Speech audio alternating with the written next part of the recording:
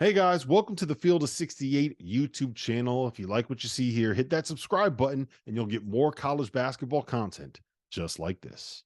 Number 14 ranked Illinois just got their first road win without Terrence Shannon Jr., 88-73. I think there's two components to this one, fellas.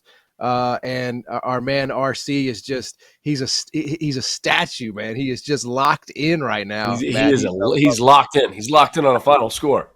He's locked in. That stance is incredibly impressive. But there's two components to this, Matt.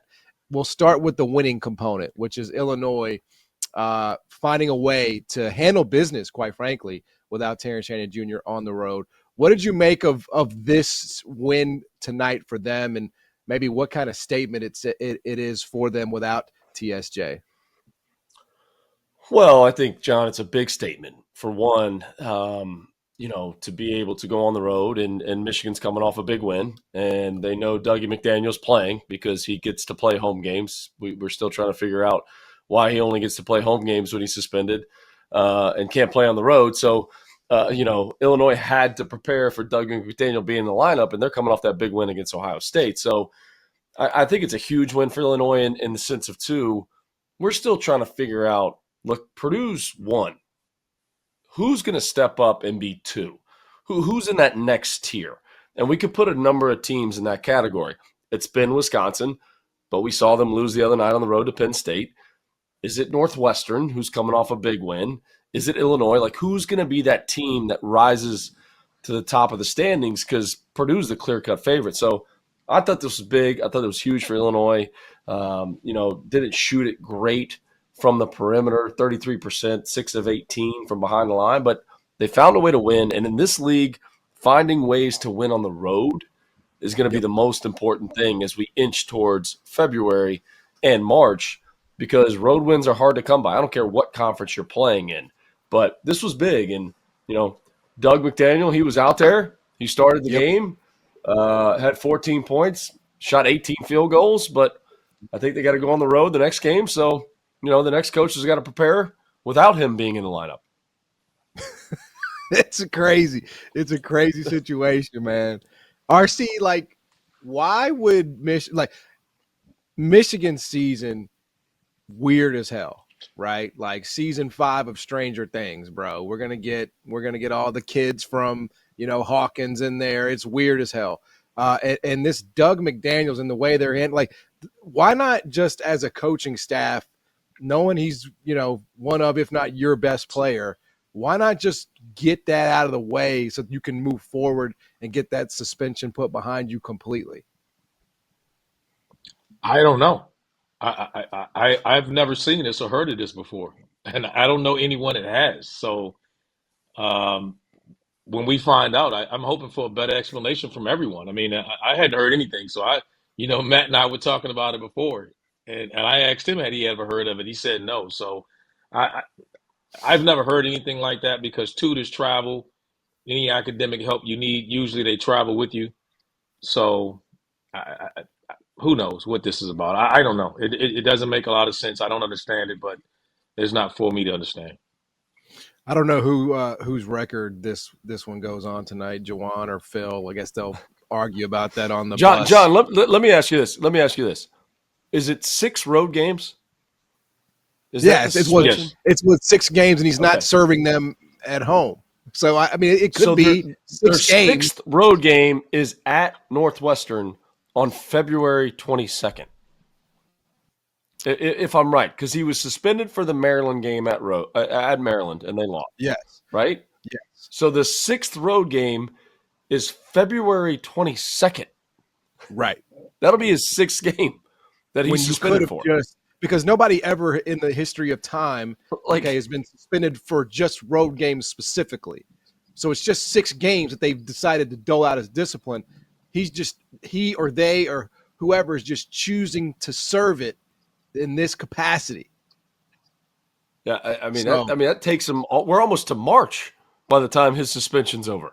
Yeah, and think about this: if you're the opposing coach, and this is how I always was, like when you hear news of someone being out, you're always like, nah, man, that's not true. He's going to play. He turned his ankle, whatever it may be. And until you see them not out there on the floor warming up, you're like, okay, he's really out. He's really not playing. So if you're an opposing coach and Michigan's getting ready to play in your building, are you still preparing for him? I think you kind of have to, because you don't know. I mean, I thought there was no way he's going to start versus Ohio State at home. Like, there's no way they're suspending him and not taking him to Maryland and then turning around and starting him and playing 39 minutes versus Ohio State at home. But there he was. So it's like, but they don't have a choice, Matt. Game? They don't have a choice. I know, but RC at Purdue. If I'm Matt Painter, I think the guy's playing. I'm preparing for him to play at Purdue. I'm telling you right now, we don't know what's going to happen. Yeah, it's. No, I don't agree. I don't disagree with that. I don't disagree with that at all. I don't know. I've never heard of it. I mean, RC, at this level. I was just going to say, how do you expect a program to be successful when you have head coaches substituting in and out whenever they feel like, the point guard serving a suspension on games that he feels like? I mean, they got beat by 15 at home, and Illinois didn't have their best player. You know, I mean, should we really be that surprised that Michigan looks like this when this is some of the, the circumstances of their season?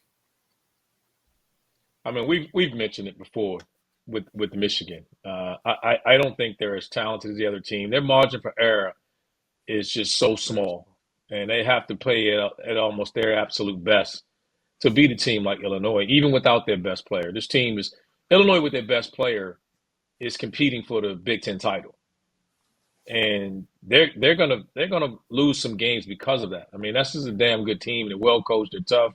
They got dudes. They're just missing the first team All-American. And we just know they're never going to reach their potential. Or I don't believe they're going to reach their potential, which was winning the Big Ten potentially, challenging Purdue, I'd say. I think I always had Purdue winning it. I thought Illinois had a chance to challenge Purdue. I don't give them that now. But they'll make the tournament. They'll play the way they play. They'll play tough. They'll defend. Damask will be able to lead them in scoring. Hawkins has his moments. Rogers will do what he does. Like I said, they're a well-coached team. They're tough. But Michigan, I've said this before. When you don't have closers and you don't have guys, and you're relying on guys that have been role players to lead a team like Michigan, I just don't see it this year. It's not. I don't believe they're as talented as everyone else thinks they are. I think they got good pieces, but they don't have a guy. They don't have that dude.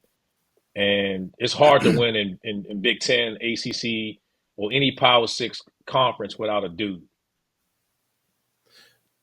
Matt, just lasting thought on this. Is it just a matter for Michigan then of, how low this goes at this point?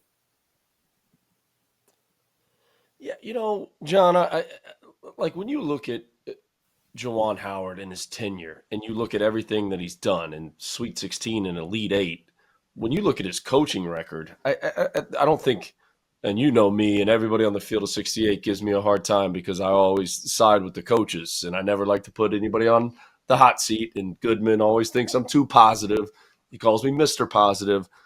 But I think if you're looking at the head coaching record of Juwan Howard and what he's done, Elite 8 Sweet 16, we're not talking, about what he's done in between the lines. We're talking about all this other stuff. We're talking about the altercations and handshake lines, the incident with the strength coach, the Doug McDaniel, he's only suspended for road games. And there's just so much stuff that, on the outside looking in, we're just scratching our head saying, what the heck's going on here?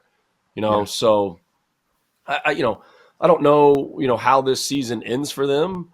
I know they just won a national championship in football and they're trying to figure out whether or not, Jim Harbaugh's coming back. I mean, he's interviewing for every single NFL job under the sun. So I know the athletic director's worried about whether or not he's coming back. Just watch the championship game again. That's what I would do. At some point, we got to sit down with Juwan Howard, if you're the AD at Michigan, and say, what are we doing? You're our guy. We want you to be our coach going forward, but we got to figure some of this stuff out. Man, hopefully everybody's still just drunk from the champagne from 2 weeks ago, right? Like they still got a few of that left few bottles of that champagne left, and we're not quite focused on the basketball program just yet. Yeah, I'll tell you how it ends, Matt. It's probably going to end with a declining of a CBI invitation. Thank you for watching the Field of 68. If you've enjoyed what you've seen here, hit that like button, share this link with your friends, or check out the description for some other places that you can consume Field of 68 content.